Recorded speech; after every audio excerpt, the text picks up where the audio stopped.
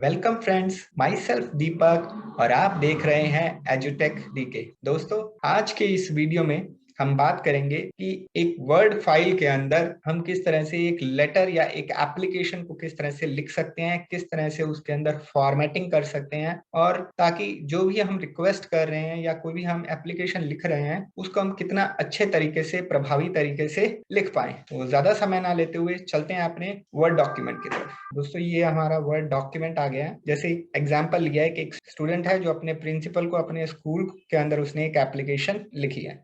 जब भी हम कोई भी एप्लीकेशन लिखें तो सबसे पहले हमें क्या लिखना चाहिए? डेट लिखनी चाहिए। तो यहाँ पर इस फॉर्मेट के अंदर मैं सबसे ऊपर क्या लिखूंगा? डेट। अब इस एप्लीकेशन को, क्योंकि ये कंटेंट है, थोड़ा सा इसको स्ट्रीमलाइन करने के लिए और इस डेट को थोड़ा सा बाकी कंटेंट से डिफरेंशिएट करने के लिए, अलग करने के लिए बेहतर होगा कि हम इसको राइट साइड पर रख दिया जाए। तो हम क्या करेंगे, इसको ऐसे हाईलाइट करेंगे इस कंटेंट को और कंट्रोल+R की दबाएंगे। तो इससे आपका ये जो डेट वाला कंटेंट है ये आपका स्क्रीन के अंदर आपके वर्ड डॉक्यूमेंट के राइट साइड में शिफ्ट हो जाएगा। कि ये जो इस कंटेंट के अंदर नॉर्मली क्या होता है, जब वर्ड डॉक्यूमेंट खुलता है तो उनके अंदर लाइन स्पेसिंग जो होता है वो बहुत डिफॉल्ट मल्टीपल्स होता है। जैसे यहाँ देखेंगे हम, ये जो हमने लिखा है इसके अंदर अगर हम पैराग्राफ में जाएंगे तो यहाँ आपको लाइन स्पेसिंग डबल दिखाई देगा और spacing before and after the line normally 6 points होते हैं या 8 पॉइंट्स होते हैं। यहाँ पर या मल्टीपल स्पेसिंग आती है। जैसे यहाँ पर दिखाऊं कि इस तरह से मल्टीपल स्पेसिंग आती हैं। तो क्या करना होता है कि ये जो कंटेंट है बहुत अलग अलग दिखाई दे रहा है, खास करके जब हम किसी पर्सन को एप्लीकेशन, जैसे प्रिंसिपल को एप्लीकेशन लिख रहे हैं। क्या करना पड़ेगा, हमें इस सारे कंटेंट को इकट्ठा रखना चाहिए। पैराग्राफ में जाएंगे, इस कंटेंट को हमने सिलेक्ट कर लिया है कि प्रिंसिपल को, स्कूल को और जिस जगह को यानी कि लोकेलिटी को हमने हाईलाइट कर लेना है। उसके बाद हम पैराग्राफ में जाएंगे, ये स्पेसिंग के अंदर जाएंगे, स्पेसिंग को 0 कर देंगे। यहाँ पर इसको सिंगल में ले आएंगे, लाइन स्पेसिंग हम सिंगल रख लेंगे। उसके बाद यहाँ पर एक एंटर देकर इस तरह से आप देख रहे हैं कि जिस पर्सन को हम एप्लीकेशन लिख रहे हैं, जैसे प्रिंसिपल को लिख सकते हैं या डायरेक्टर को लिखनी है, वो जो कंटेंट हो गया आपका अलग हो गया। आप चाहे तो इस लाइन स्पेसिंग को 1.15 में भी कर सकते हैं। तो ये क्योंकि आपकी अपनी अपनी पसंद हो सकती है, जिस तरह से आपको ठीक लगे वैसे आप कर सकते हैं। अगर आप 1.5 यहाँ पर स्पेसिंग करेंगे तो क्या होगा, आपका कंटेंट थोड़ा सा ज्यादा सेपरेट आउट हो जाएगा। तो मैंने यहाँ 1.15 है सिलेक्ट कर लिया। उसके बाद जब हम एप्लीकेशन लिखते हैं तो वहां सब्जेक्ट लिखना बहुत ज्यादा जरूरी हो जाता है। तो यहाँ पर हम क्या करेंगे, सब्जेक्ट में जाएंगे। सब्जेक्ट जैसे अब स्टूडेंट है वो किस लिए एप्लीकेशन लिख रहा है? फी कंसेशन के लिए। तो सिंपल आपका जो सब्जेक्ट है बहुत ही इंपॉर्टेंट है, वो बिल्कुल कंसाइज होना चाहिए, बहुत ब्रीफ में होना चाहिए। बहुत लंबे सेंटेंस हमें सब्जेक्ट के अंदर लिखने से बचना चाहिए। जो टू द पॉइंट है हमें सब्जेक्ट के अंदर बात करनी चाहिए। तो सब्जेक्ट जैसे हम लिख सकते हैं रिक्वेस्ट फॉर फी कंसेशन। अब अगर आपके स्कूल में प्रिंसिपल सर हैं या मैडम है, उसके मुताबिक आप उनको आगे आइडेंटिफाई करके रिस्पेक्टेड सर या रिस्पेक्टेड मैडम हम लिख सकते हैं। उसके बाद जब हम पैराग्राफ रखते हैं तो पैराग्राफ मैंने आपको पहले भी एक स्टार्टिंग के अंदर एक वीडियो के अंदर बताया था। जब भी हम पैराग्राफ स्टार्ट करें, पैराग्राफ को पहली लाइन को हमें बाकी के कंटेंट से अलग दिखाने के लिए यहाँ पर एक इंडेंट देना चाहिए। तो इंडेंट देने के लिए जो आपका रूलर है, ये रूलर को, जो ऊपर वाला पार्ट है रूलर का, इसको हम, आप अपनी स्क्रीन पर देख रहे होंगे, जो फर्स्ट पार्ट है इसको आगे की ओर 1 पॉइंट या 2 पॉइंट है रूलर के ऊपर हम आगे खिसका सकते हैं। तो ड्रैग कर सकते हैं।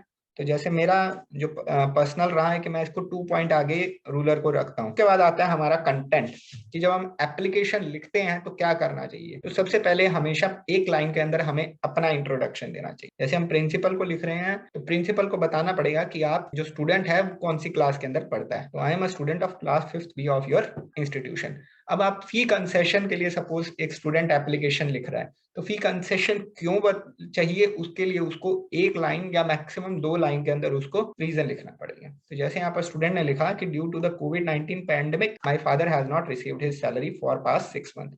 As a result I am not able to, या I will not be able to pay my fee for the current semester. तो ये आपने एक्सप्लेन कर दिया। उसके बाद क्या करना है, नेक्स्ट लाइन के अंदर आपने ये लिखना है कि जो आपकी सिचुएशन है, ठीक है ना, जो आपने रीजन लिख दिया और रीजन का क्या आउटकम है, क्योंकि फीस नहीं मिल रही तो उसकी वजह से वो फीस स्टूडेंट पे नहीं कर पाएगा। तो लास्ट लाइन में आपने क्या लिखना है कि it is requested to kindly grant me full fee concession for the ongoing semester. आप इसकी जगह कुछ और भी लाइन है वो चूज कर सकते हैं। और फाइनली आप अपने जो प्रिंसिपल है उसको थैंक्स कर सकते हैं। तो ये सिंपल एक छोटा सा एग्जाम्पल देकर मैं आपको बता रहा हूँ। उसके बाद फाइनली यहाँ पर स्टूडेंट योर्स, स्टूडेंट दिस और अपने स्टूडेंट ने अपना रोल नंबर और अपनी क्लास को मेंशन करना है। अगेन यहाँ पर क्या बाय डिफॉल्ट यहाँ पर स्पेसिंग बहुत कम रखनी चाहिए। जब आपने योर सिंसियरली लिख दिया लास्ट में जब आपने अपनी एप्लीकेशन खत्म कर दी है, उसके बाद हमने क्या करना है, अगेन यहाँ पर सिंगल या वन पॉइंट बेटर है, आप सिंगल सिलेक्ट कर लो। तो इस तरह से हम लेटर को या अपनी एप्लीकेशन को फिनिश कर सकते हैं। एक और बात जो बड़ी इंपॉर्टेंट है, जो काफी सारे स्टूडेंट्स जो एप्लीकेशन लिखते हैं वो दो चीजों को सबसे ज्यादा मिस करते हैं। पहला, स्टूडेंट्स डेट नहीं कभी भी डालते हैं। बहुत सारे स्टूडेंट्स को मैंने देखा है कि वो डेट नहीं मेंशन करते हैं। दूसरा, कभी भी स्टूडेंट्स होते हैं वो सिग्नेचर नहीं करते हैं, या तो सिग्नेचर नहीं करते हैं या नाम नहीं लिखते हैं। तो इनमें से दो चीजें तो हमेशा, दोनों में से कोई एक चीज तो हमेशा मिसिंग रहती है। तो याद रखिए, जब भी आप कोई भी डॉक्यूमेंट इस तरह सबमिट करते हैं तो उसके ऊपर डेट और नेम या और सिग्नेचर, ये तीनों चीजें होना जरूरी है। तो इस तरह से आप अपने लेटर को फॉर्मेटिंग, अपनी एप्लीकेशन को फॉर्मेट कर सकते हैं। अब थोड़ा सा और इफेक्टिव बनाने के लिए, जैसे यहाँ पर थोड़ी स्पेसिंग ज्यादा है, हम क्या करेंगे, स्पेसिंग को कम कर देंगे। फिर आप क्या करेंगे, क्योंकि आप प्रिंसिपल, एक हेड ऑफ द इंस्टीट्यूशन है, तो आप इसको द प्रिंसिपल लिखा हुआ है, इसको आप बोल्ड कर सकते हैं। उसके बाद आपका जो सब्जेक्ट है, यहाँ पर सब्जेक्ट के अंदर भी स्पेसिंग थोड़ी सी ज्यादा है, हम क्या कर सकते हैं, ये जो सब्जेक्ट है इसको भी हमेशा बोल्ड कर ही लिखना चाहिए, और जो डेट है इसको भी बोल्ड करना चाहिए। तो इस तरह से क्या होगा कि आपकी दो चीजें हैं जो आपकी किस चीज को रिगार्डिंग है, वो आपकी प्रेजेंटेशन इफेक्टिव होगी, और किस तारीख को। याद रखिए, जब भी हम डॉक्यूमेंटेशन करते हैं, एक बेसिक एक बात है, जब भी हम डॉक्यूमेंटेशन करते हैं तो उसमें डेट, सिग्नेचर, नेम और जो आपका जो सब्जेक्ट मैटर है, वो तीनों चीजें बहुत इंपॉर्टेंट रोल प्ले कर रही हैं। और फिर हम किस किस पर्सन को, किस हायर अथॉरिटी को हम मेंशन कर रहे हैं, रिक्वेस्ट कर रहे हैं, उसको भी बकायदा हमें हाईलाइट करना चाहिए। तो ये छोटी छोटी चीजें हैं जो हम सीख कर अपना कम्युनिकेशन है, अपना डॉक्यूमेंटेशन है, उसको बड़ा ही इफेक्टिव बना सकते हैं। अगर आपको मेरा वीडियो अच्छा लगा हो तो प्लीज लाइक कीजिए, शेयर कीजिए और इस चैनल को सब्सक्राइब करना ना भूलें। और हाँ, अगर आपका कुछ भी फीडबैक है या कोई सजेशन है तो प्लीज कमेंट बॉक्स में जरूर लिखिए। मैं अपनी तरफ से पूरी कोशिश करूंगा कि आपके सभी कमेंट्स, आपके सभी सजेशंस को अपने आने वाले वीडियोस में इंक्लूड कर सकूं। इस तरह से मुझे अपने चैनल को, अपने काम को और बेहतर करने के अंदर मदद मिलेगी। Thank you so much for watching this video. मैं आपसे मिलूंगा जल्दी ही एक और नए वीडियो में।